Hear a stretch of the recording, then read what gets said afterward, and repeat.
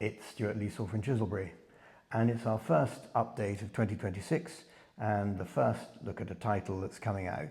And the story is From Yeltsin to Putin and Back, The View from the Wings. It's written by Alexey Dyachenko, who was President Yeltsin's son-in-law. I first went to Russia just after about 2 days after the second coup, the 1993, where Yeltsin ended up shelling the White House. And I can remember walking across Kutuzovsky Bridge and seeing the tank tracks, and the White House, the then Parliament of Russia, was all burning.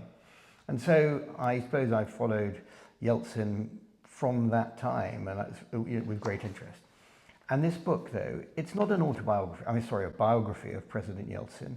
What it is, though, is a personal look at the man himself and what it was like to live in the Kremlin during those incredibly formative years when it was the first democratically elected president of Russia ever, and some might say since. And this book is divided into two parts. Firstly, there's Yeltsin the man, where he addresses the issues where people always thought that Yeltsin was a drunk and drink too much. He brings out counter arguments, his views on things like smoking, on hunting, shooting, and daily life, and his interest in sport and food. But it also looks at Yeltsin the leader, and we have his view of Gorbachev, which I think will be very controversial. He looks at him as a very different light to how many in the West look at Mikhail Gorbachev. It addresses things like the 1991 coup, the 1993 coup or storming of the White House, the elections, dealing with people like Primakov, who was Russian Prime Minister for much of Yeltsin's time. But also it addresses Berezovsky, Chechnya, and the elephant in the room, current President Vladimir Putin.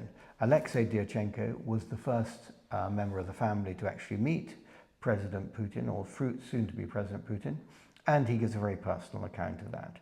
We also get some nice little vignettes of meeting other world leaders, such as Bill Clinton, where they share a drink in a toilet of the Kremlin, and you have to read the book to find out why they were loitering in a Kremlin toilet, two of the world's greatest leaders, or leaders of the greatest powers anyway.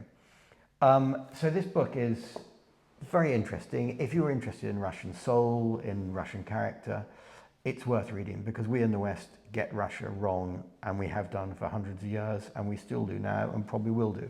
But this might give a bit of an understanding.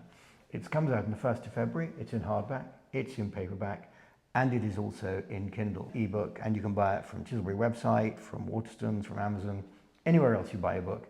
Many thanks for listening.